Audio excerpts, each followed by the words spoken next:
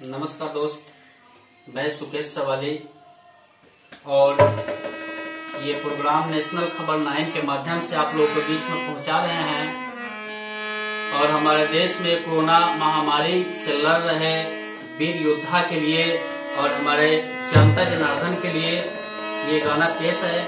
हमारे साथ में अरिंदर चौहान मुखिया जी साथ दे रहे हैं और हमारे काका साथ दे रहे हैं। देश में फैलल बा कोरोना, हाल बाटे कोने कोना।